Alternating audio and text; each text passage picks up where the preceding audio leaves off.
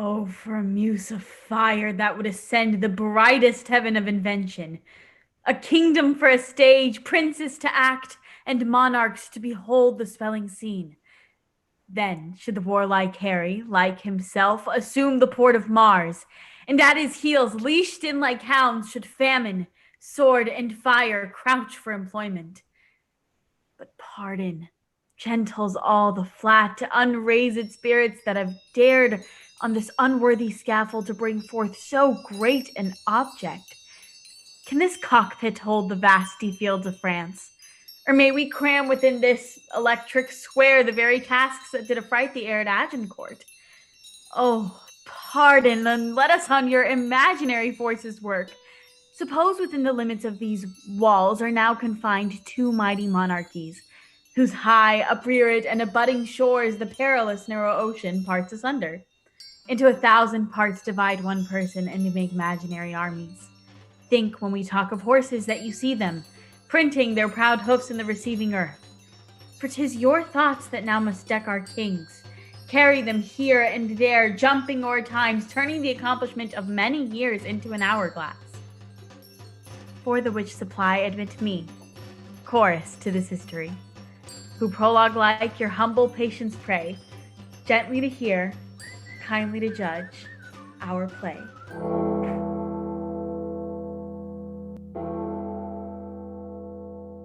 My lord, I'll tell you, that same law is urged, which in the 11th year of the last king's reign was like and had indeed against us passed, but that the scrambling and unquiet time did push it out of further question. But how, my lord? Shall we resist it now? It must be thought on, for if it pass against us, we lose the better half of our possession. This would drink deep. 'Twould drink the cup and all.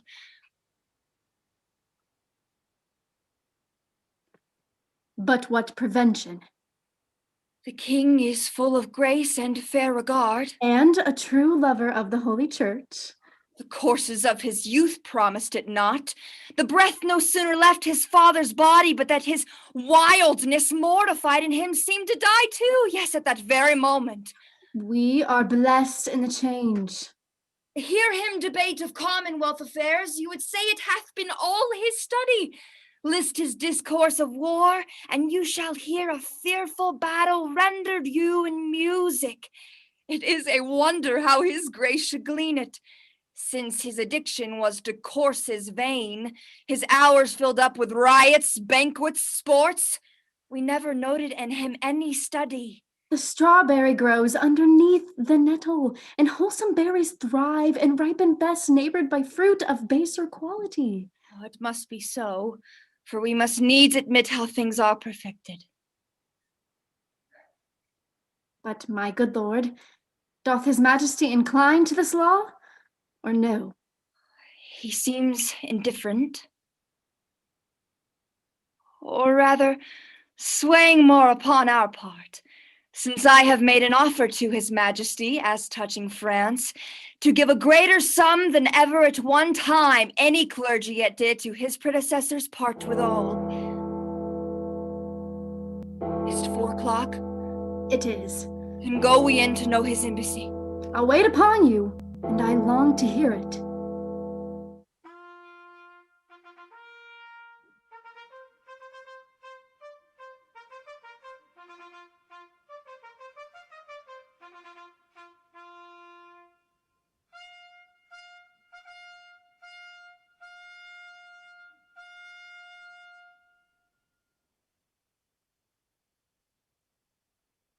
Where is my gracious Lord of Canterbury? Not yet here in presence. Shall we call in the ambassador from the French, my liege? Not yet, cousin. We would be resolved before we hear him of some things of weight that task our thoughts concerning us and France. God and his angels guard your sacred throne, and make you long become it. Sure, we thank you. My learned lord, we pray you to proceed and justly and religiously unfold why the law Salic that they have in France should or should not bar us in our claim.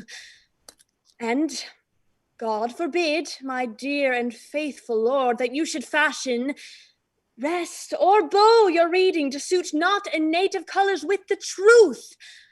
For God doth know how many now in health shall drop their blood in approbation of what your reverence shall incite us to. Take heed how you impawn our person, how you awake our sleeping sword of war. We charge you, in the name of God, take heed. For never two such kingdoms did contend without much fall of blood. Speak, my lord, for we will hear, note, and believe in heart that what you speak is in your conscience washed as pure as sin in baptism. Then hear me, gracious sovereign, and you peers that owe yourselves your lives in services to this imperial throne. There is no bar to make against your highness's claim to France but this, which they produce from Pharamond. In terram salicum mulieres ne succedent. No woman shall succeed in Salic land, which Salic land the French unjustly claim to be the realm of France. Yet their own authors faithfully affirm that the land Salic lies in Germany, between the floods of Sala and of Elbe. Then doth it well appear that this Salic law was not devised for the realm of France, nor did France possess the Salic land until 401 and 20 years after defunction of King Pharamond, idly suppose the founder of this law. So that, as clear as is the summer sun, all appear to hold in right and title of the female. So do the kings of France unto this day. Howbeit they would hold up this Salic law to bar your highness claiming from the female. May I, with right and conscience, make this claim? The sin upon my head, dread sovereign. Gracious lord, stand for your own. Unwind your bloody flag. Look back into your mighty ancestors. Awake, remembrance of these valiant dead, and with your mighty arm renew their feats. Your brother kings and monarchs of the earth do all expect that you should rouse yourself, as did the former lions of your blood. They know your grace hath cause and means and might. Ne'er king of England had nobles richer and more loyal subjects, whose hearts have left their bodies here in England and lie already in the fields of France. Oh, let their bodies follow, my dear liege, with blood and sword and fire to win your right. In aid whereof, we of the spirituality will raise your highness such a mighty sum as never did the clergy at one time bring into any of your ancestors.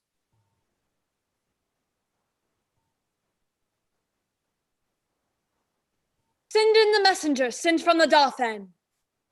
Now are we well resolved, and by God's help, and yours, the noble sinews of our power, France being ours, we'll bend it to our awe, or break it all to pieces. And now are we well prepared to know the pleasure of our fair cousin, the Prince of France. May it please your majesty to give us leave freely to render what we have in charge, or shall we sparingly show you far off the Dauphin's meaning and our embassy?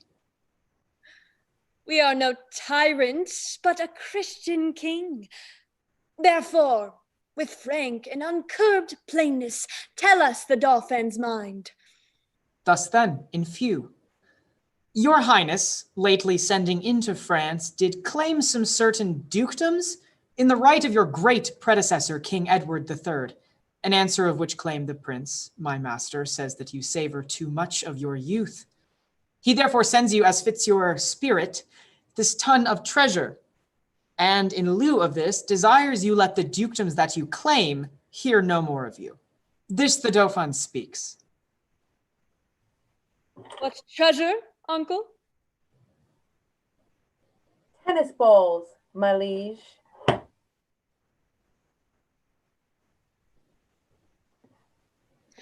We are glad the Dauphin is so pleasant with us. His present and your pains we thank you for. When we have matched our rackets to these balls, we will, in France, by God's grace, play a set shall strike his father's crown into the hazard. And we understand him well, how he comes o'er us with our wilder days, not measuring what use we made of them. But tell the Dauphin, I will keep my state. Be like a king, and show my sail of greatness when I do rouse me in my throne of France. And tell the pleasant prince this mock of his hath turned his balls to gunstones, and his soul shall stand sore charged for the wasteful vengeance that shall fly with them. For many 1,000 widows shall this his mock out of their dear husbands, mock mothers from their sons, mock castles down, and many are yet ungotten and unborn that shall have cause to curse the Dauphin's scorn. But this all lies within the will of God, so get you hence in peace, and tell the Dauphin his jest will savor but of shallow wit, when thousands weep more than did laugh at it. Convey him with safe conduct, fare you well. This was a merry message. We hope to make the sender blush at it. Therefore, my lords, omit no happy hour that would give furtherance to our expedition. For we now have no thought in us but France, save those to God that would run before our business. Let every man now task his thought, that this fair action may on foot be brought. Now all the youth of England are on fire, and silken dalliance in the wardrobe lies. For now sits expectation in the air, and hides a sword from hilts unto the point, with crowns imperial, crowns and coronets promised to Harry and his followers. The French, advised by good intelligence of this most dreadful preparation, shake in their fear, and with pale policy seek to divert the English purposes. Oh, England, model to thy inward greatness like little body with a mighty heart, what mightst thou do? That honor would thee do were all thy children kind and natural. But see thy fault. France hath in thee found out a nest of hollow bosoms, which he fills with treacherous crowns and 3 corrupted men. One, Richard, Earl of Cambridge, and the second, Henry, Lord Scroop of Masham, and the third, Sir Thomas Grey, Knight of Northumberland, have for the guilt of France, guilt indeed, confirmed conspiracy with fearful France, and by their hands this grace of kings must die ere he take ship for France. The sum is paid, the traitors are agreed, the king is set from London, and the scene is now transported, gentles, to Southampton.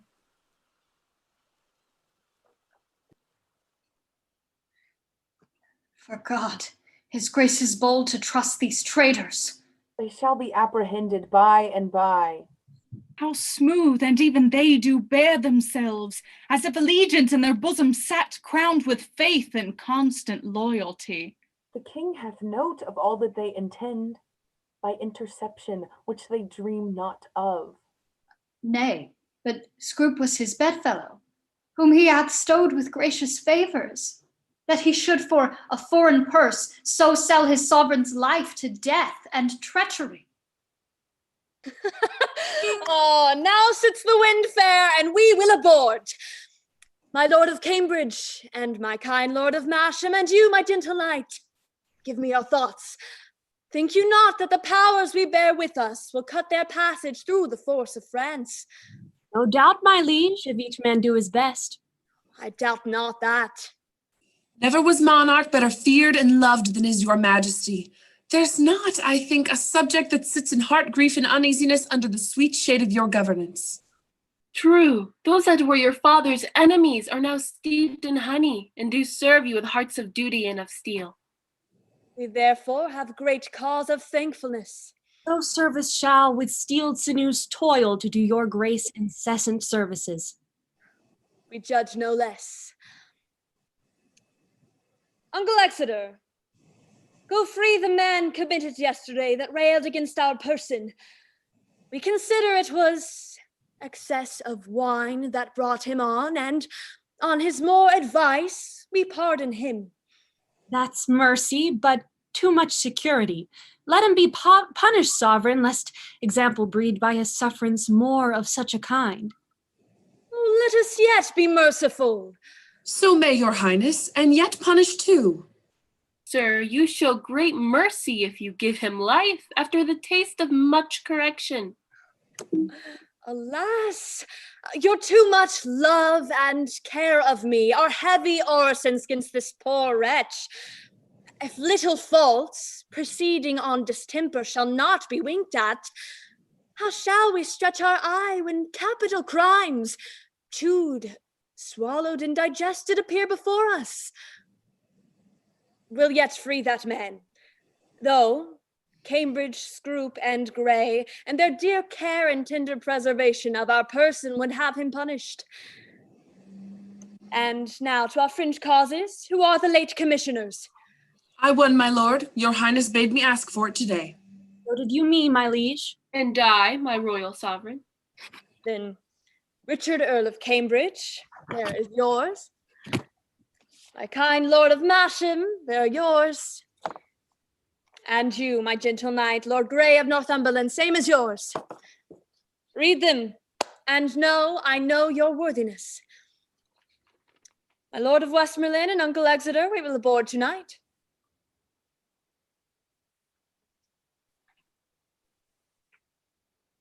Why, how now, gentlemen? What see you in those papers that you lose so much complexion? I do confess my fault, and do submit me to your highness's mercy. To which we all appeal. The mercy that was quick in us but late, by your own counsel is suppressed and killed. You must not dare, for shame, to talk of mercy. For your own reasons, turn into your bosoms as dogs upon their masters, worrying you. See you, my princes and my noble peers, these English monsters!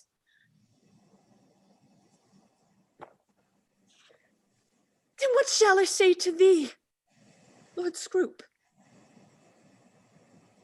Thou cruel, ungrateful, savage, and inhuman creature.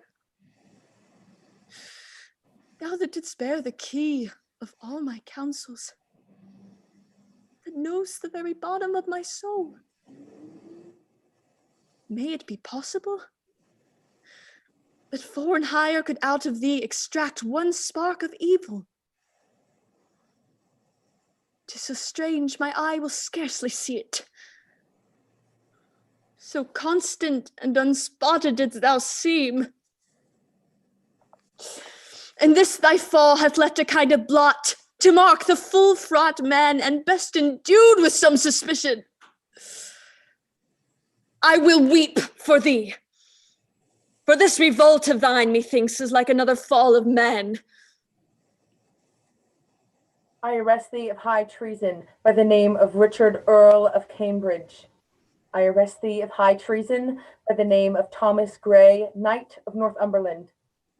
I arrest thee of high treason by the name of Henry Lord Scroop of Masham.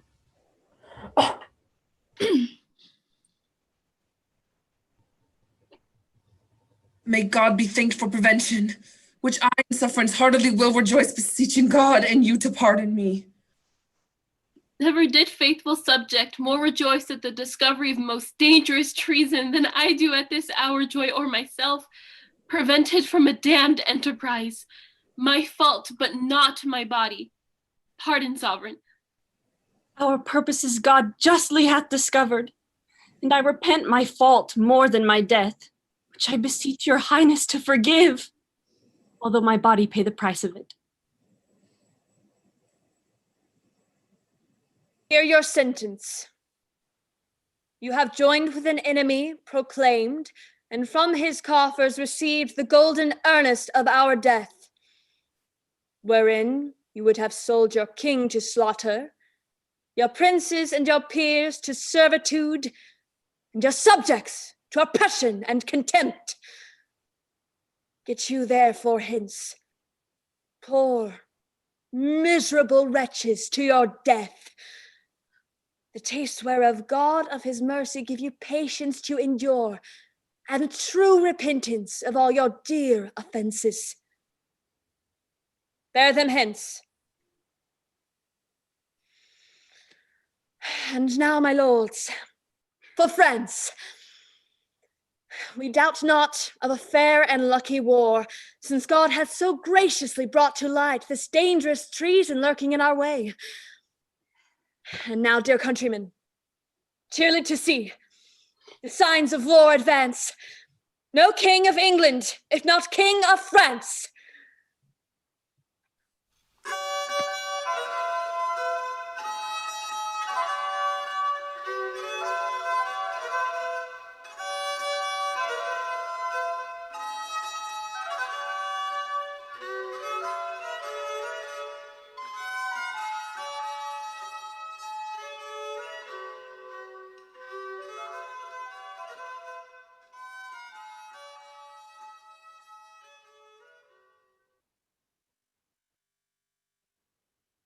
Thus comes the English with full power upon us, and even more carefully it us concerns to answer royally in our defences. Therefore the Dukes of Berry and of Britannia, of Brabant and of Orleans, shall make forth. And you, Prince Dauphin, with all swift dispatch, to line and new repair our towns of war with men of courage and with means defendant. My most formidable father, 'tis most meet we arm us against the foe, for peace itself should not so dull a kingdom, but that defenses, musters, preparations should be maintained, assembled, and collected as were a war in expectation. Therefore, I say, 'tis meet we all go forth to view the sick and feeble parts of France, but let us do it with no show of fear. No, with no more than if we'd heard that England were busied with a Whitsun Morris dance. For my good liege, she is so idly kinged by a vain, giddy, shallow, humorous youth that fear attends her not. Oh, peace, Prince Dauphin. You are too much mistaken in this king. Question your grace the late ambassadors, with what great state he heard their embassy, how well supplied with noble counselors, how modest an exception, and withal, how terrible in constant resolution. 'Tis not so, my lord high constable, but though we think it so, it is no matter. In cases of defense, 'tis best to weigh the enemy more mighty than he seems. Think we King Harry strong, and princes look you strongly armed to meet him, for he is bred out of that bloody strain that haunted us in our familiar paths. Witness our too much memorable shame when Cressy battle fatally was struck, and all our princes captive by the hand of that black name, Edward, Black Prince of Wales. Let this be a stem of that victorious stock, and let us fear the native mightiness of him. Ambassadors from Harry, King of England, do crave admittance to your majesty. Go and bring them. You see, this chase is hotly followed, my friends. Good, my sovereign, take up the English short, and let them know of what a monarchy you are the head. Self-love, my liege, is not so vile a sin as self-neglecting. From our brother England. From him, and thus he greets your majesty. He wills you in the name of God Almighty that you divest yourself, and lay apart the borrowed glories that by gift of heaven, by law of nature and of nations belongs to him and to his heirs, namely, the crown. Willing you overlook this pedigree, and when you find him evenly derived from his most famed of famous ancestors, Edward III, he bids you then resign your crown and kingdom, indirectly held from him, the native and true challenger. Or else, what follows? Bloody constraint. For if you hide the crown even in your hearts, there will he rake for it. Therefore in fierce tempest is he coming, in thunder and in earthquake, like a Jove that, if requiring fail, he will compel, and bids you in the bowels of the Lord to take mercy on the poor souls for whom this hungry war opens his vasty jaws. And on your head turn the widow's tears, the orphan cries, the dead men's blood, the pining maiden's groans for husbands, fathers, and betrothed lovers who shall be swallowed in this controversy. This is his claim, his threatening, and my message. Unless the Dauphin be in presence here, to whom expressly I bring greeting to. For the Dauphin, I stand here for him. What to him from England? Scorn and defiance, slight regard, contempt, and anything that may not misbecome the mighty sender doth he prize you at. Thus says my king. And if your father's highness do not, in grant of all demands at large, sweeten the bitter mock you sent his majesty, he'll call you to so hot an answer for it that caves and roomy voltages of France shall chide your trespass and return your mock in second accent of his ordinance.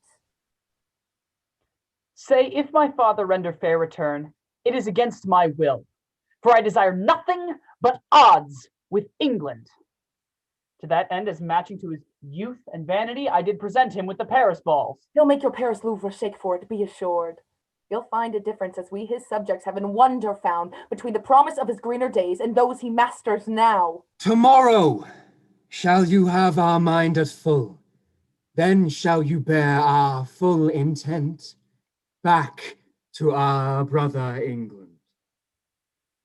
Dispatch us with all speed, lest that our king come here himself to question our delay, for he is footed in this land already.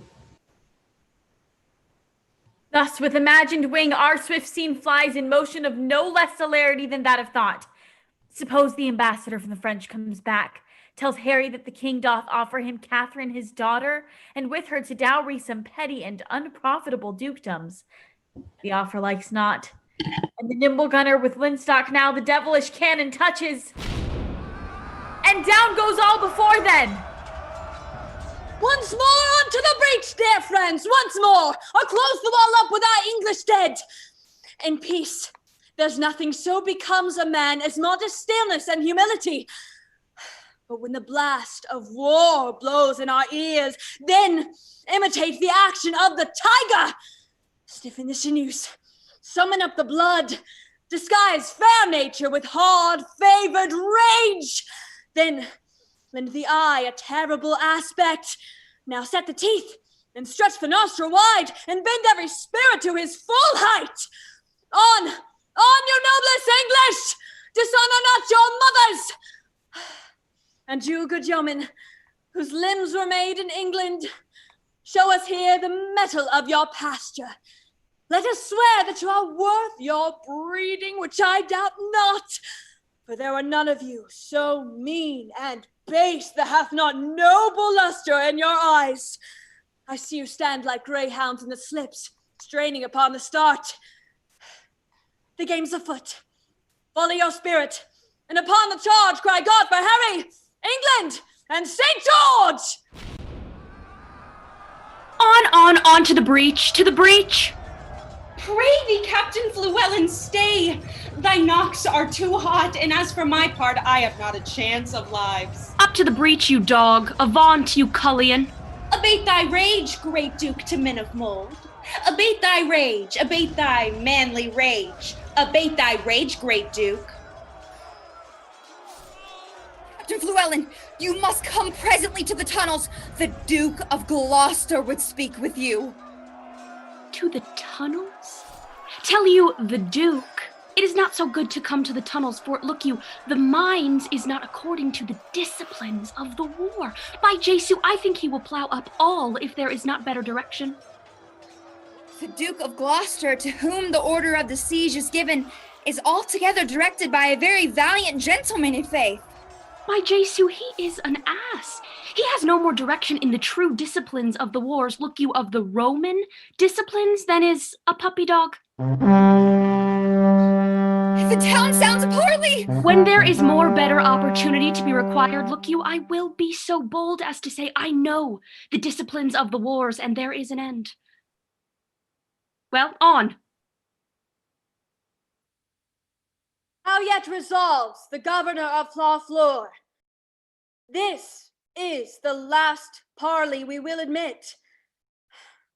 Therefore, to our best mercy, give yourselves, or like to men proud of destruction, defy us to our worst.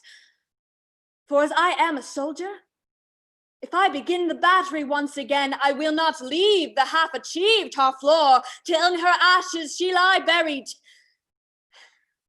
Therefore, you men of Harfleur, take pity of your town and of your people, whilst yet my soldiers are in my command, whilst yet the cool and temperate wind of grace, or blows the filthy and contagious clouds of heady murder, spoil and villainy. If not, why in a moment look to see the blind and bloody soldier with foul hand defile the locks of your shrill shrieking daughters, your fathers taken by their silver beards, the most reverend heads dashed to the walls, your naked infants spitted upon pikes, most mad mothers with their howls confused to break the clouds. What say you? Will you yield, and this avoid, or guilty in defense be thus destroyed? Our expectation hath this day an end. The Dauphin, of whose help we entreated, returns to us that his powers are not yet ready to raise so great a siege. Therefore, dread king, we yield our town and lives to thy soft mercy. Enter our gates, dispose of us and ours, for we are no longer defensible. Open your gates. Come, Uncle Exeter. Go you and enter Harfleur, there remain. Fortify it strongly against the French. For us, dear uncle, the winter coming on and sickness growing upon our soldiers, we will retire to Calais. Tonight in Harfleur, we will be your guest. On tomorrow, for the march are we addressed.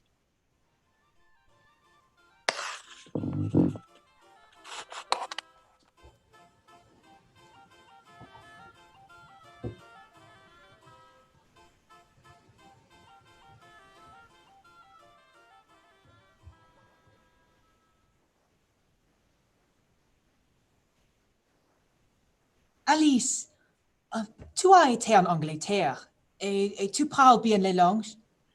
Un peu, madame. Je te prie, monseigneur, il faut que j'apprenne à parler. Comment appelez-vous la main en anglais? La main, elle est appelée the ender. The end. Et les doigts? Les doigts? Ma foi, j'oublie les doigts, mais je me souviendrai. Les doigts qui sont appelés the fingers. Oui, the fingers. La main, the hand. Les doigts, the fingers. Je pense que je suis le bon écolier. J'ai gagné 2 mots d'anglais vitement. Comment appelez-vous les ongles? Les ongles, nous les appelons the nihils. The nails.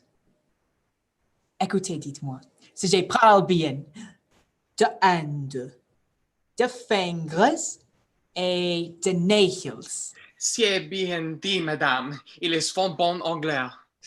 Dites-moi l'anglais pour les bras. Des armes, madame.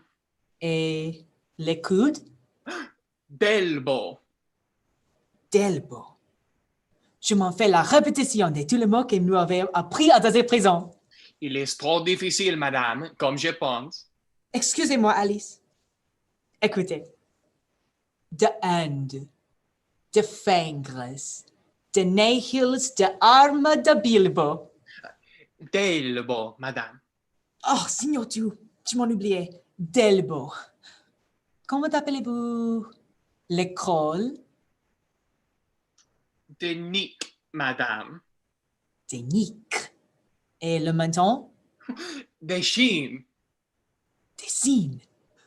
L'école, de niques, et le menton, des signes.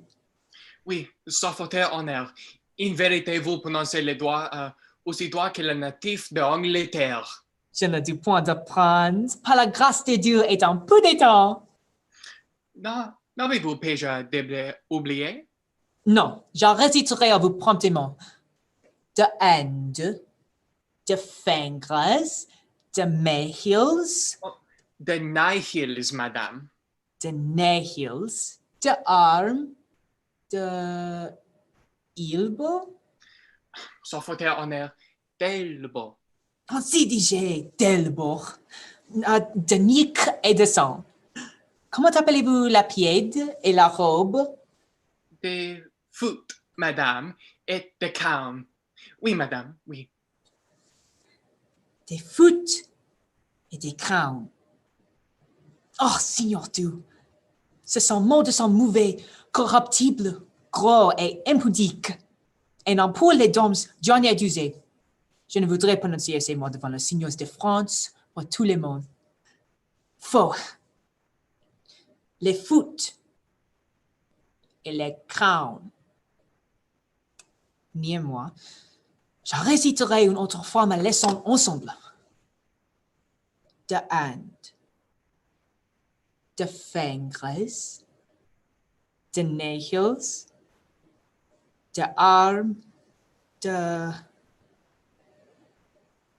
elbow, de nique, de sang, de foot de corps. C'est assez pour une fois. On les nous a digné.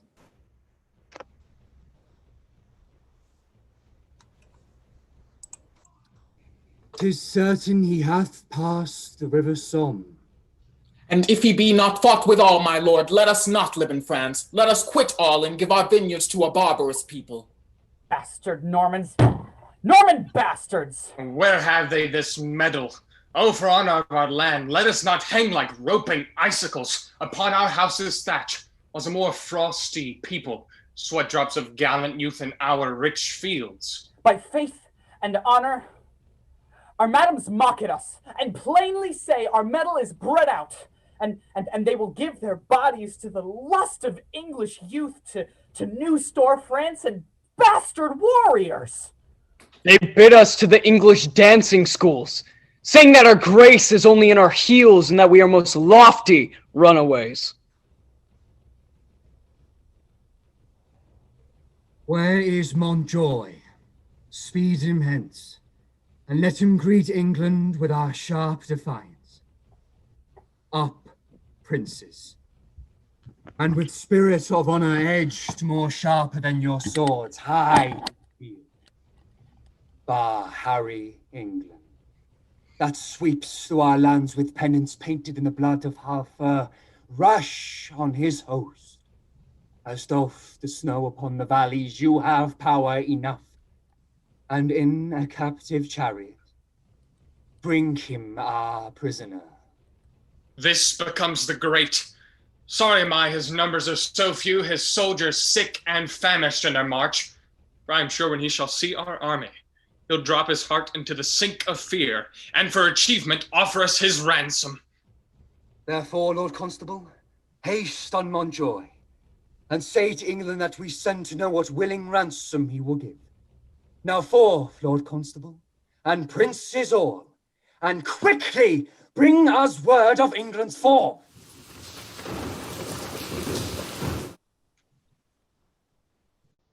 Oh, how now, Captain Fluellen? Come you from the bridge?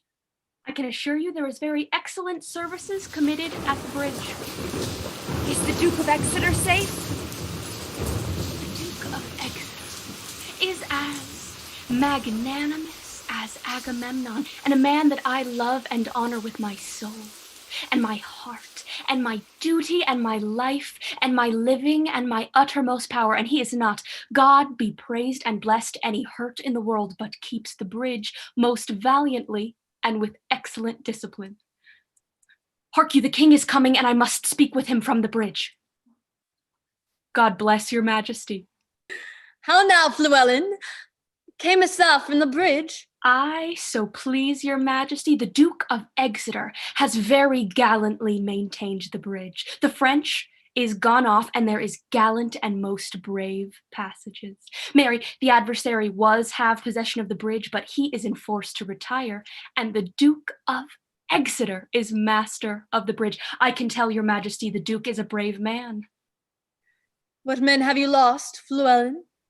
The perdition of the adversary hath been very great, reasonable great, but Mary, for my part, I think the Duke hath never lost a man, but one that is like to be executed for robbing a church.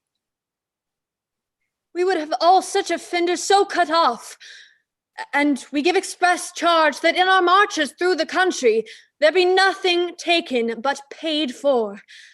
None of the French upbraided or abused in disdainful language. For, when lenity and cruelty play for a kingdom, the gentler gamester is the soonest winner. You know me by my habit? Well, then I know thee. What shall I know of thee? My master's mind. Unfold it. Thus says my king. Say thou to Harry of England, though we seemed dead, we did but sleep. Advantage is a better soldier than rashness. Tell him we could have rebuked him at Harfleur, but we speak upon our cue, and our voice is imperial. England shall repent his folly, see his weakness, and admire our sufferance. Bid him therefore consider his ransom, which must proportion the losses we have borne. To this add defiance, and tell him for conclusion, he hath betrayed his followers, whose condemnation is pronounced. Thus says my king and master. What is thy name? Montjoy. Thou dost thy office fairly. Turn thee back, and tell thy master, here I am. My ransom is this frail and worthless trunk, my army but a weak and sickly guard. But before God, tell him we will come on, though France and such another neighbor would stand in our way. So Montjoy, fare ye well. The sum of all our answer is but this: we will not seek a battle as we are, nor as we are, we say we will not shun it. So tell your master. I shall deliver so, thanks to your highness. I hope they will not come upon us now. We are in God's hand, brother, not in theirs. March to the bridge, and now draws toward night. Beyond the river we'll encamp ourselves, and on the morrow bid them march away. Now entertain conjecture of a time when creeping murmur in the pouring dark fills the wide vessel of the universe. From camp to camp through the foul womb of night, the hum of either army stilly sounds that the fixed sentinels almost receive the secret whispers of each other's watch. Fire answers fire, and through their paly flames each soldier sees the other's umbered face. Steed threatens steed, in high and boastful neighs, piercing the night's dull ear, and from the tents the armorers, accomplishing the nights, with busy hammers closing rivets up, give dreadful note of preparation. Proud of their numbers and secure in soul, the confident and overlusty French do the low-rated English play at dice, and chide the crippled, hardy-gated knight, who like a foul and ugly witch doth limp so tediously away. But I have the best armor in the world, Would it were day. You have an excellent armor, but let my horse have his due. It is the best horse of Europe. Ah, will it ever be morning? My Lord High Constable, my Lord of Orleans, you talk of horse and armor? You are provided of both, as any prince in the world. I would not change mine for anything that treads on but 4 hooves. When I bestride him, I soar. I am a hawk. He is pure air and fire.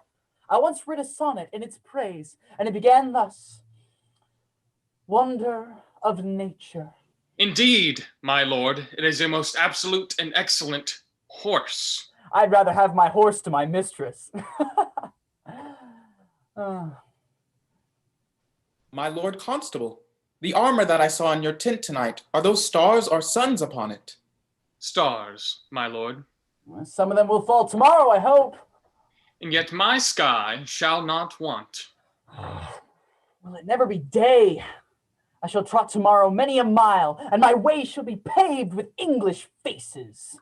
I will not say so, for fear I should be faced out of my way. 'Tis midnight. I'll go arm myself. The Dauphin longs for morning. He longs to eat the English. I think he will eat all he kills. He had never done any harm, that I heard of. Nor will do none tomorrow. Would it were day. Alas, poor Harry of England, he longs not for the dawning as we do. If the English had any comprehension, they would run away. That island of England breeds very valiant creatures. Now, it is time to arm. Come, shall we about it? It is now 2 o'clock, but let's see. By 10, we shall each have 100 Englishmen. Poor condemned English, like sacrifices by their watchful fires, sit patiently and inward ruminate the morning's danger, and their gestures sad, with lank-lean cheeks and war-worn coats, present to them unto the gazing moon so many horrid ghosts. Oh, now, who will behold the royal captain of this ruined band, walking from watch to watch, from tent to tent? Let him cry praise and glory on his head, for forth he goes and visits all his host, bids them good morrow with a modest smile, and calls them brothers, friends, and countrymen, a largesse universal like the sun. His liberal eye doth give to every one, thawing cold fear, that mean and gentle all behold, as may unworthiness define, a little touch of Harry in the night. Gloucester, 'tis true we are in great danger. The greater therefore should our courage be. Good morrow, my friend York. A good soft pillow for that weary head were better than a churlish turf of France. Not so, my liege. This lodging likes me better, since I may say now I lie like a king. Brother, commend me to the princes in our camp. Bid my good morrow to them, and anon desire them to my pavilion. I shall, my liege. Shall I attend your grace? No, my good friend. I and my bosom must debate a while, and then I would no other company. The Lord in heaven bless thee, noble Harry. God mercy, O Lot, thou speakst cheerfully. Captain Llewellyn! In the name of Jesu Christ, speak lower. It is the greatest admiration in the universal world when the true and ancient prerogatives and laws of the wars is not kept. If you would take the pains but to examine the wars of Pompey the Great, you shall find, I warrant you, that there is no tittle-tattle nor pibble-pabble in Pompey's camp. Why, the enemy is loud, you hear him all night. If the enemy is an ass and a fool and a prating coxcomb, is it meet, think you, that we should also look you, be an ass and a fool and a prating coxcomb? I will speak lower. I pray you and beseech you that you will. Though it appear a little out of fashion, There is much care and valor in this captain. Brother John Bates, is not that the morning which breaks yonder? I think it be, though we have no great cause to desire the approach of day. We see yonder the beginning of the day, but I think we shall never see the end of it. Who goes there? A friend. Under what captain serve you? Under Sir Thomas Erpingham. A good old commander, and a most kind gentleman. I pray you, what thinks he of our estate? Even as men wrecked upon the sand that look to be washed off the next tide. He hath not told his thought to the king? No. And it is not meet he should. I think the king is but a man, as I am. The violet smells as it doth to me. His ceremonies laid by, in his nakedness he appears but a man. Therefore, when he has reasons of fears, his fears out of doubt are of the same relish as ours are. He may show what outward courage he will, but I believe, even as cold a night as 'tis, he could wish himself in the river Thames up to the neck. And so I would he were, and I by him, so we were quit here. I think he would not wish himself anywhere but where he is. Then I would he were here alone.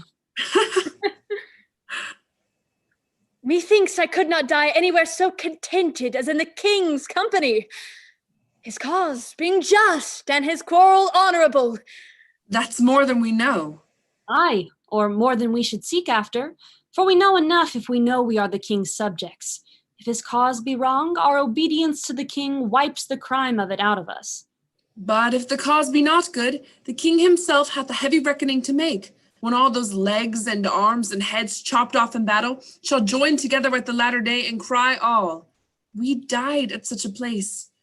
Some swearing, some crying for a surgeon, some upon their wives left poor behind them, some upon the debts they owe, some upon their children rawly left.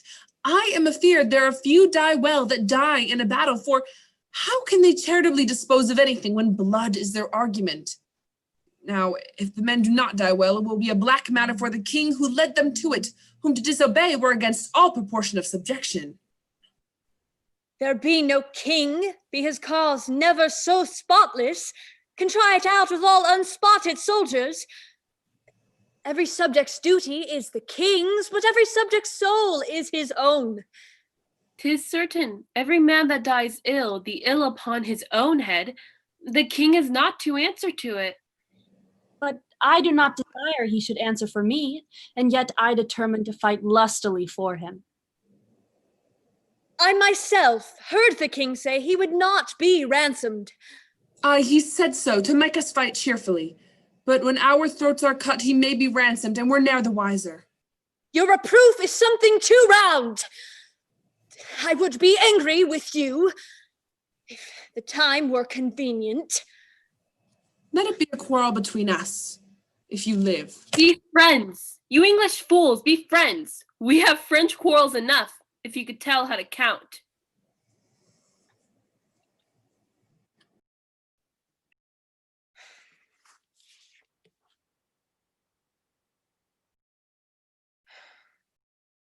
Upon the king, let us our lives, our souls, our debts, our careful wives, and our children lay on the king. We must bear all. Oh, hard condition!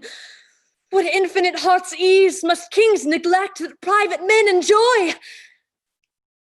And what have kings that privates have not too, save ceremony? Oh, be sick, great greatness, and bid thy ceremony give thee cure. Canst thou, when thou commandst the beggar's knee, command the health of it? No.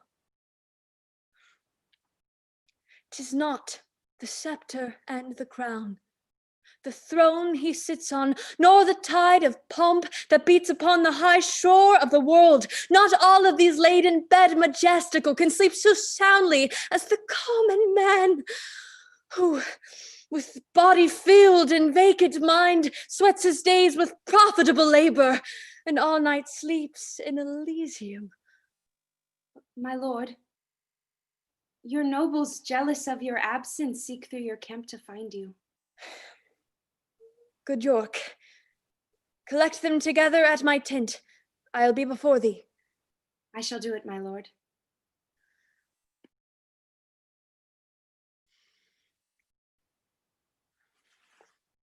O God of battles,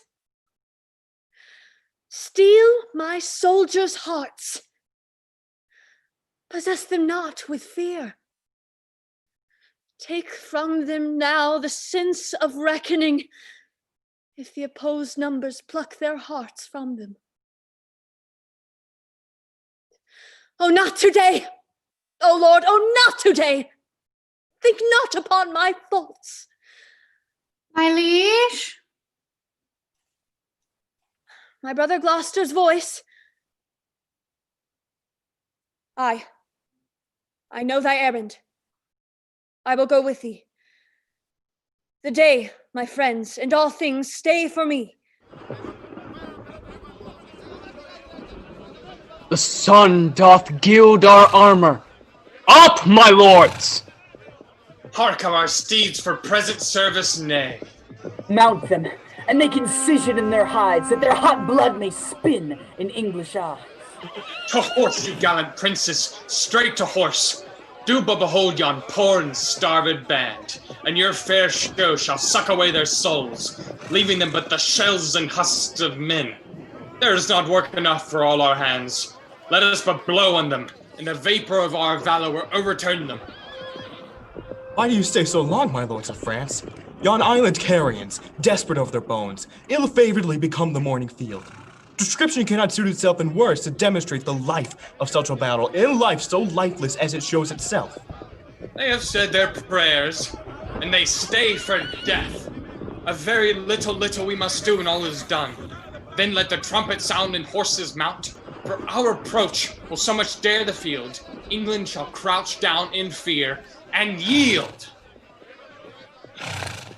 Where is the king? The king himself is rode to view their battle. Of fighting men they have full 70,000. There's 5 to 1. Besides, they all are fresh. God's arm strike with us. 'Tis a fearful odds.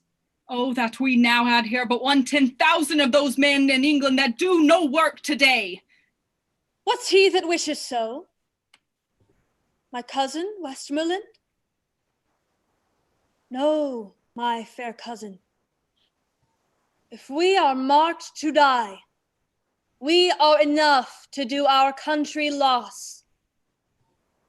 And if to live, the fewer men, the greater share of honor. God's will! I pray thee, wish not one man more. Rather proclaim it, Westmoreland, through my host, that he which hath no stomach to this fight, let him depart. His passport shall be made, and crowns for convoy put into his purse. We will not die in that man's company, who fears his fellowship to die with us. This day is called the Feast of Crispian. He that outlives this day and comes safe home will stand a tiptoe when the day is named and rouse him at the name of Crispian. He that lives this day and sees old age will yearly on the vigil feast his neighbors and say, tomorrow is Saint Crispin. Then will he strip his sleeve and show his scars and say, these wounds I had on Crispin's day. Old men forget, yet all shall be forgot. But he'll remember with advantages what feats he did that day. And so will our names. familiar in his mouth as household words be in their flowing cups, freshly remembered. This story shall the good man teach his son, and Crispin shall ne'er go by from this day until the ending of the world. And we in it shall be remembered. We few, we happy few, we band of brothers. For he today that sheds his blood with me shall be my brother. Be he ne'er so vile, this day shall gentle his condition. And gentlemen in England now abed will think themselves accursed they were not here, and hold their manhoods cheap, whilst any speaks that fought with us on St. Crispin's Day. My sovereign lord, bestow yourself with speed. The French are bravely on their horses set, and will with all expedients charge on us. All things are ready, if our minds be so. Perish the man whose mind is backwards now. Thou dost not wish more help from England, coz. God's will! My liege, would you and I alone without more help could fight this royal battle? You know your places. God be with you all. Once more I come to know of thee, King Harry. If for thy ransom thou wilt now compound before thy most assured overthrow, my lord desires thee thou wilt remind thy followers of repentance, that their souls may make a peaceful and sweet retire from off these fields where wretches their poor bodies must lie and fester. Who hath sent thee now? The Constable of France. I pray thee, bear my former answer back. Bid them achieve me, and then sell my bones. Good God, why should they mock poor fellows thus? Let me speak proudly. Tell the constable we are besmirched with marching in the painful field, and time has worn us into slovenry. But by the mass, our hearts are in the trim. Come thou no more again for ransom, gentle herald, for they shall have none, I swear, but these my joints, which if they have, as I shall leave them, then shall yield them little. So tell the constable. I shall, King Harry, and so fare thee well. Thou never shalt hear herald any more.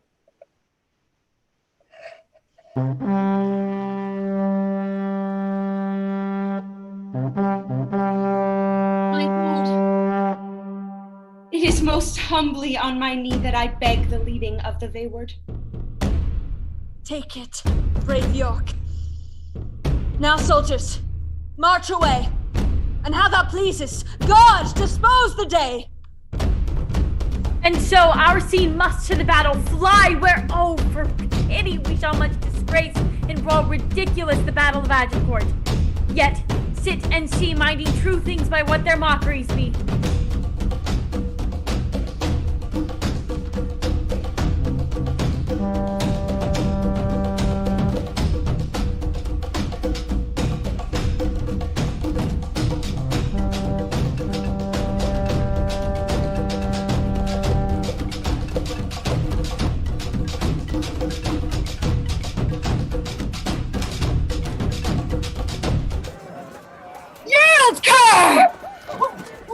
Je pense que vous soyez son diam de bonne qualité.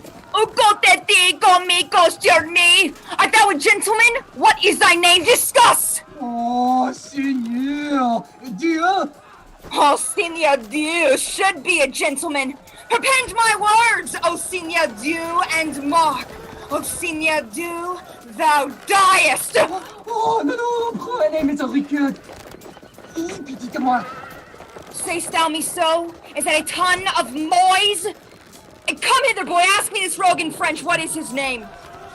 Écoutez, comment êtes-vous appelé? Monsieur le Fer. He says his name is Master Fair. Master Fair. I'll fell him and fork him and fout him. Discuss the same in French unto him. I do not Understand the French for fur and ferret and fur? Oh, je vous supplie, pour l'amour de Dieu, me pardonnez. Je suis gentilhomme de bonne maison, radin Marie. Et je vous donnerai 200 écus. What are his words? He prays you to save his life. He is a gentleman of a good house, and for his ransom he will give you 200 crowns. Tell him my fury shall abate, and I the crowns will take. Encore, qu'il est contre son demande pardonné à coup prisonnier. Ni moi. Poulet et coucou, vous l'avez promis. Il est content de vous donner la liberté et l'affranchisement. Oh, sœur Jeannot, je vous donne mes remerciements et je m'estime heureux que je suis tombé entre l'âge noir brave, vaillant distingué seigneur d'Angleterre. Expound unto me, boy! He gives you, upon his knees, 1,000 thanks, and he esteems himself happy that he have fallen into the hands of one, as he thinks, the most brave, valorous, and thrice worthy seigneur of England. I will some mercy show. Follow me! Suivez-vous, le grand captain? I did never know so full a voice issue from so empty a head. But the saying is true, the empty vessel makes the greatest sound. I must stay with the luggage of our camp, for there is none to guard it but boys.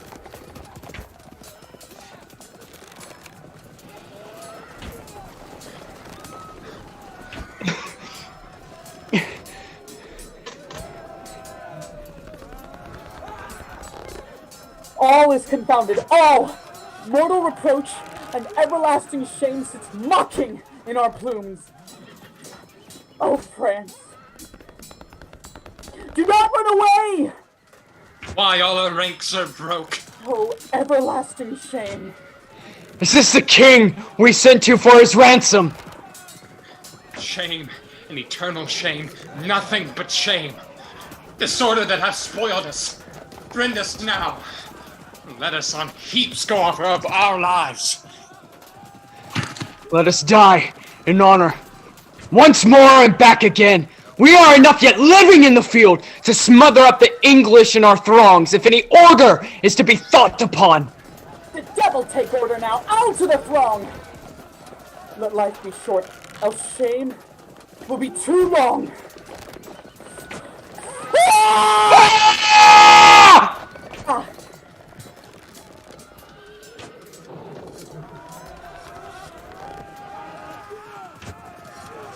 Well have we done, thrice valiant countrymen.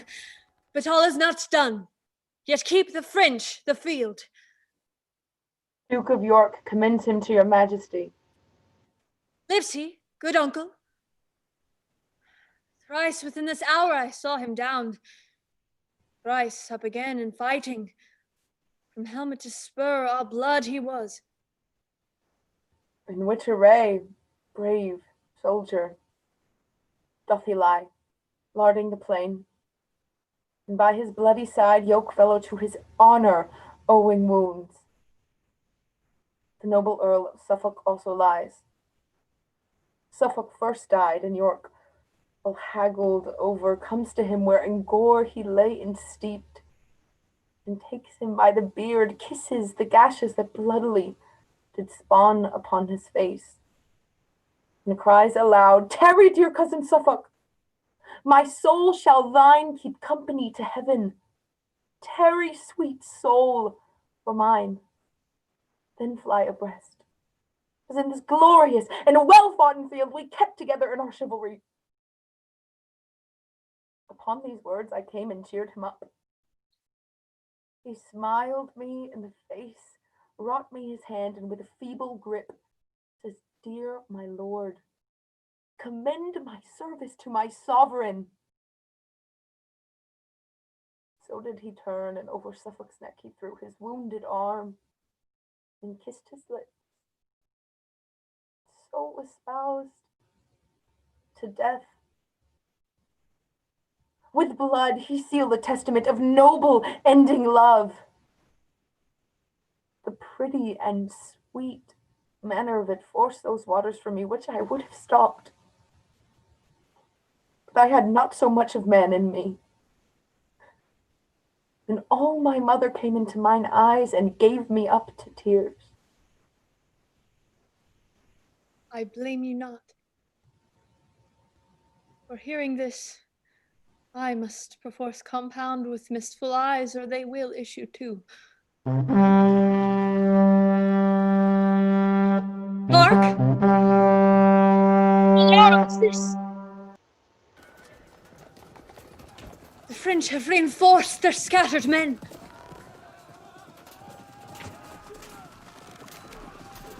Then every soldier kill his prisoners. Give the word through.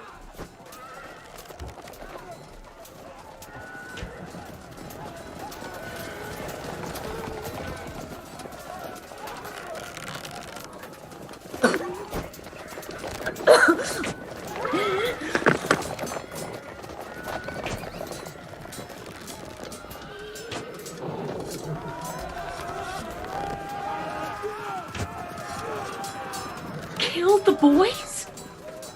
Kill the boys? 'Tis expressly against the law of arms. 'Tis as arrant a piece of knavery. Mark you now, as can be offered in your conscience now. Is it not? Certain there's not a boy left alive, and the cowardly rascals that ran from the battle have done this slaughter. Here comes His Majesty. I was not angry since I came to France until this instant! Take a trumpet, Gower. Ride thou unto the horse on the hill. They will fight with us. Bid them come down or void the field.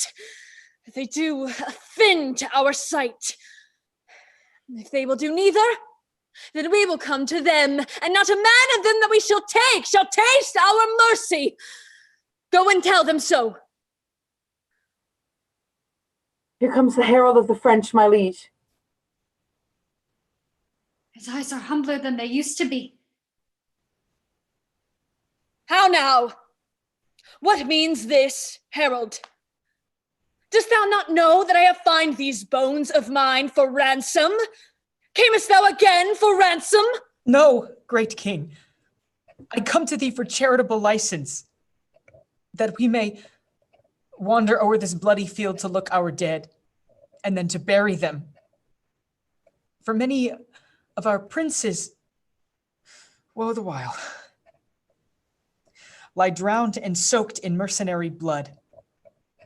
Oh, give us leave, great king, to view the field in safety and dispose of their dead bodies. I tell thee truly, herald, I know not if the day be ours or no. The day is yours.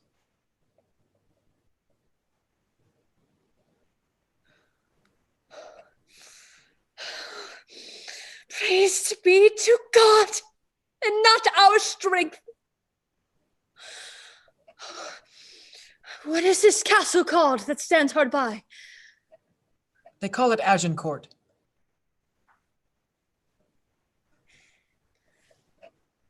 Warwick, go with him.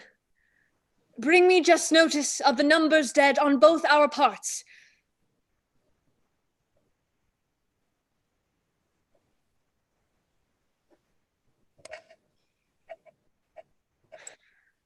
Call we this the field of Agincourt, fought on the day of Crispin Crispianus. Your grandfather of famous memory, and please, your majesty, and your great uncle Edward, the Black Prince of Wales, as I have read in the chronicles, fought a most brave battle here in France. They did, good countrymen. By Jesu, I am your majesty's countryman. I care not who knows it. I will confess it to all the world. I need not be ashamed of your majesty. Praised be God. so long as your majesty is an honest man. God keep me so. Uncle, call yonder fellow hither. Soldier, you must come to the king. Soldier, knowest thou this glove? My liege, this is my glove. Here's the fellow of it. All offences, my lord, come from the heart. Never came any from mine that might offend your majesty. It was ourself thou didst abuse. Your majesty came not like yourself. You appear to me but as a common man. Witness the night, your garments, your loneliness, and what your highness suffered under that shape. I think you take it for your own fault and not mine, for had you been as I took you for, I made no offense. I do beseech your highness pardon me. Uncle, take my glove and fill it with crowns. Give it to this fellow. Fellow, take it and wear it for an honor in thy cap.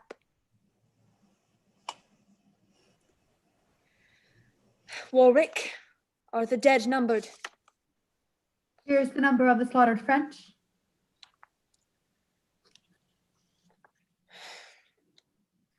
This note doth tell me of 10,000 French that in the field lie slain. Of princes in this number, and nobles bearing banners, there lie dead 126. Added to these, of knights, esquires, and gallant gentlemen,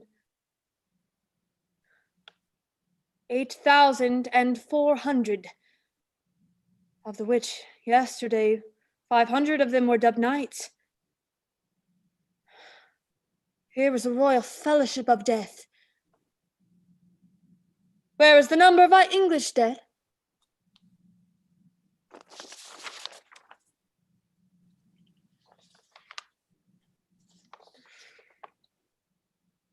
Edward, the Duke of York, the Earl of Suffolk, Sir Richard Ketley, David Gam, Esquire,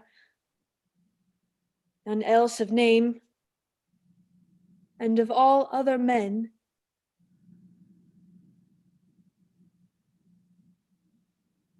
but 25.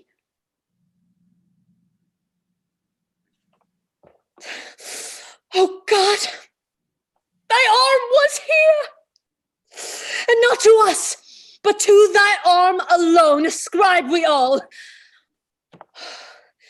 What was ever known so great and little loss on one part and on the other? Take it, God, for it is none but thine. It is wonderful. Come, go we in procession to the village, and be it death proclaimed through our host to boast of this, or take the praise from God, which is his only. Is it not lawful and please your majesty to tell how many is killed? Yes, Captain, but with this acknowledgement that God fought for us. Yes, my conscience, he did us great good.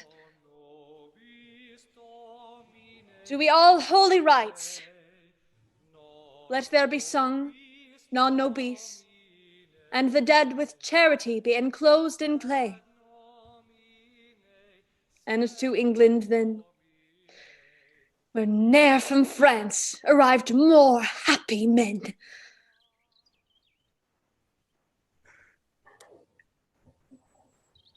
Vouchsafe to those that have not read the story that I may prompt them.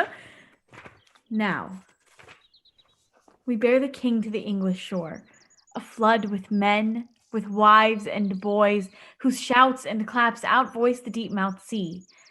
Imagine that his lords desire him to have borne his bruised helmet and his bended sword before him through the city.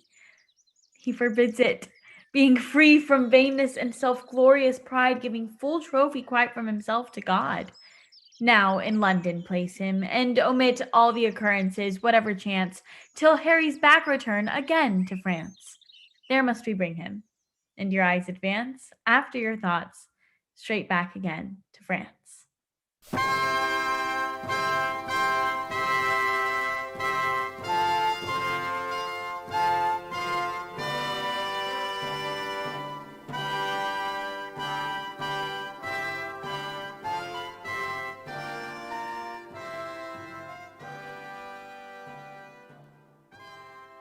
Peace to this meeting, unto our brother France. Health and fair time of day. Joy and good wishes to our most fair and princely cousin Catherine. And, as a branch and member of this royalty, by whom this great assembly is contrived, we do salute you, Duke of Burgundy. And princes French and peers, health to you all. Right joyous are we to behold your face, most worthy brother England. Fairly met. And so are you, princes English, every one. My duty to you both, on equal love, great kings of France and England. Since then my office hath so far prevailed that face to face and royal eye to eye, you have thus greeted. Let it not disgrace me if I demand before this royal view, what rub or what impediment there is, why that the naked poor and mangled peace, dear nurse of arts and joyful births, should not in this best garden of the world, our fertile France, put up her lovely visage. Alas, she hath from France too long been chased, and as our vineyards, fallows, meads, and hedges, defective in their natures, grow to wildness, even so our houses and ourselves and children have lost, or do not learn for want of time, the sciences that should become our country, but grow like savages, as soldiers will that nothing do but meditate on blood and everything that seems unnatural. And my speech entreats that I may know why gentle peace should not expel these inconveniences and bless us with her former qualities. If, Duke of Burgundy, you would the peace, whose want gives growth to the imperfections which you have cited, you must buy that peace with full accord to all our just demands. I have but with cursory eye o'erglanced the articles, and pleaseth your grace to appoint some of your council presently to sit with us once more. With better heed to resurvey them, we will suddenly pass or accept and peremptory answer. Brother, we shall. Go, Uncle Exeter, and you, Brother Gloucester, go with the king. Take with you free power to ratify, augment, or alter as your wisdom see best. Yet, leave our cousin Catherine here with us. She is our capital demand. She hath good leave.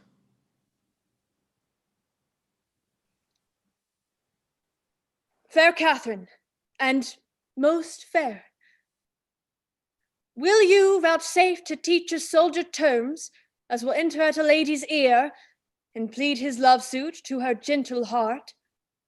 Your Majesty shall mock me. I cannot speak your England. Oh, dear Catherine, if you will love me soundly with your French heart, I will be glad to hear you confess it brokenly with your English tongue. Do you like me, Kate? Pardonnez-moi, I cannot tell what is like me.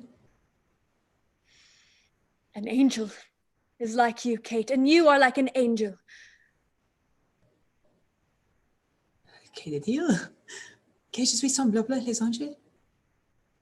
Vraiment, sauf terrestre anti dit-il. I said so, dear Catherine, and I must not blush to affirm it. Oh, bon Dieu! Les langues des hommes sont pleines de tromperies. What says she, fair one? That the tongues of men are full of deceits? Oui, that the tongues of the man's be full of deceits. That is the princess. Faith, Kate, my wooing is fit for thy understanding. I know no ways to mince it in love, except directly to say, I love you. And so, give me our answer if faith do, and so clap hands in a bargain. How say you, lady? So votre honneur, me understand well?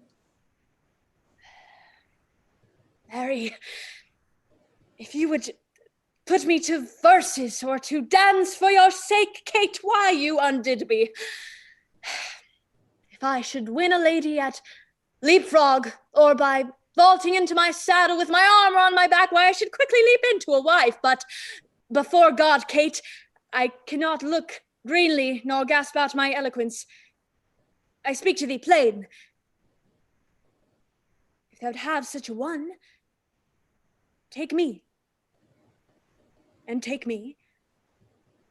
Take a soldier. Take a soldier. Take a king. And what sayest thou then to my love? Speak, my fair, and fairly, I pray thee. Is it possible that I should love the enemy of France? No.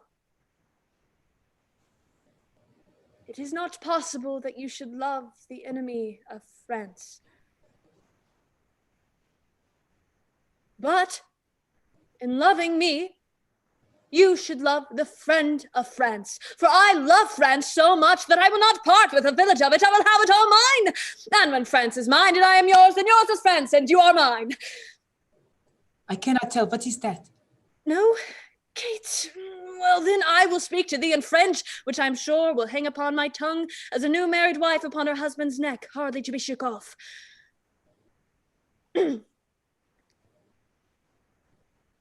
Je connais sur la position de France, et quand vous avez la position de moi, what then? Donc votre est vous, et France is mine. It isn't easy for me, Kate, to conquer the kingdom as to speak so much more French. I will never move thee in French unless it be to laugh at me. So, votre honneur, le François que vous parlez, il est mieux que l'anglais que je parle. No, Faith, it's not, Kate. But, Kate, dost thou understand thus much English? Canst thou love me? I cannot tell. Well, can any of your neighbors tell? I'll ask them. By mine honor, in true English, I love thee, Kate. By which honor I dare not swear thou lovest me. Though my blood begins to flatter me that thou dost. So, therefore, Catherine, give me your answer. Will you have me? Come, thy answer in broken music, for thy voice is music and thy English broken, and therefore, Queen of all, Catherine, break thy mind to me in broken English. Wilt thou have me? That is as it shall please the roi mon père. Oh, it will please him, Kate. It shall please him well, Kate.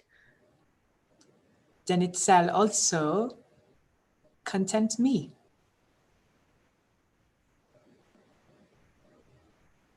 Upon that, I kiss your hand and I call you my queen. Laissez, monseigneur, laissez. Ma foi, je ne vous prends que vous abaissez votre grandeur en baisant la main d'une votre signe indigne et serviteur. Excusez-moi, je vous supplie, mon très besoin seigneur. Why, then I will kiss your lips. Le dame a demoiselle pour être pas cette évaluation. Il n'y a pas de coutume de France. Madam, my interpreter, what says she? That is not be the fashion for the ladies of France. I cannot tell what is a baiser in English. To kiss. Your Majesty entendre better que moi. It is not a fashion for the maids of France to kiss before they are married, would she say? Oui, vraiment. Oh, Kate. Nice customs curtsy to great kings. We are the makers of manners, Kate.